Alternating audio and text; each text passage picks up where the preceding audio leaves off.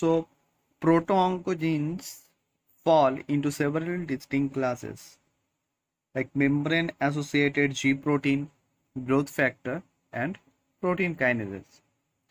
So here we discuss on membrane-associated G protein. This is a cell, and inside the cell, this signal cascade occurred.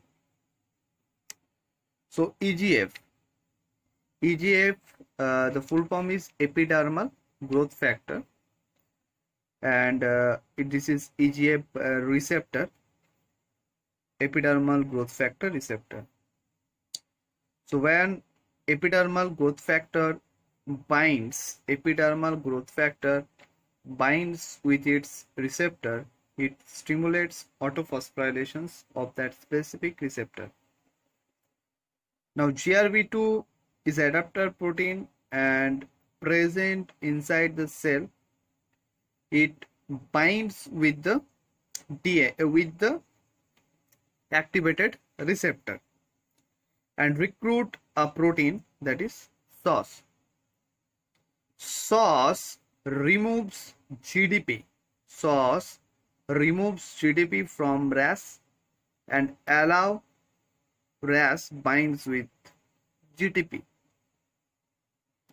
RAS GTP is active form and RAS GTP is inactive form. RAS GTP, this active form, recruit a protein that is called RAP. Now activated form of RAP helps in the phosphorylations of MEK. MEK phosphorylate ERK.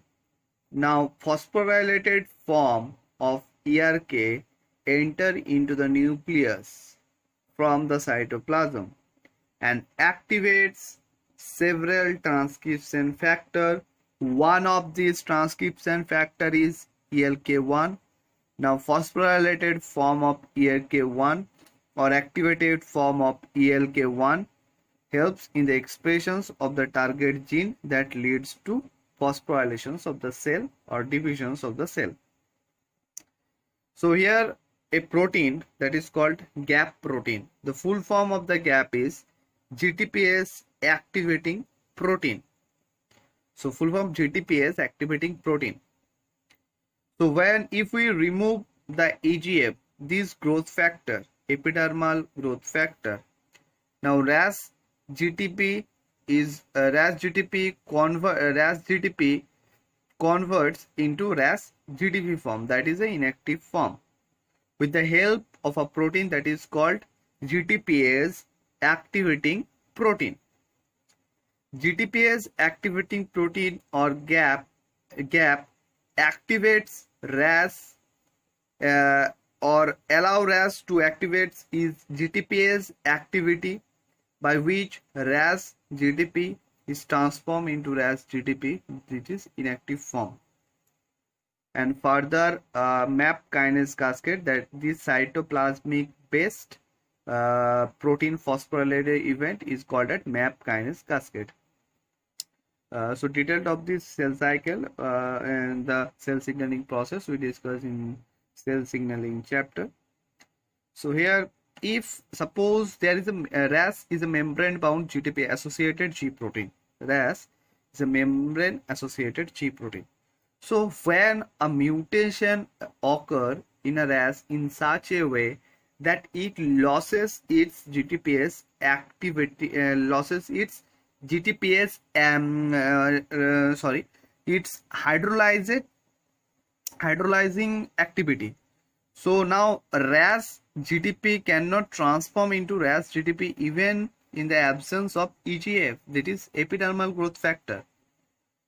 Even the presence of GAP, GTPase activating factor, does not able to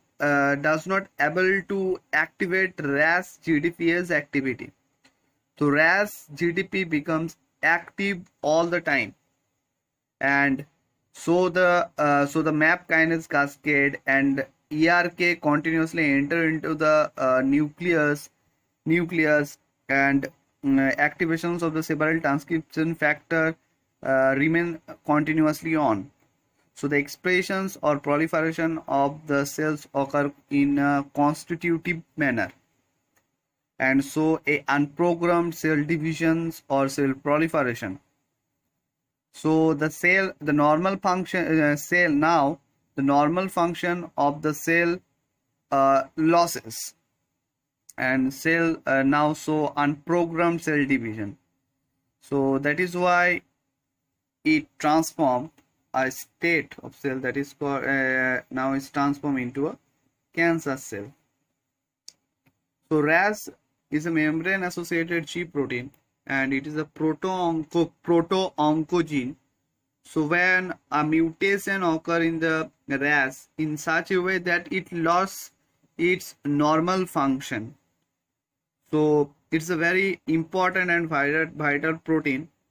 And when this proto-oncogene is transformed into oncogene, now the process occur in a constitutive manner, and cell proliferate in a cell continuously proliferate. So this is membrane the functions of how a normal cell is transformed into a cancer cell by a mutation in the membrane associated G protein. Now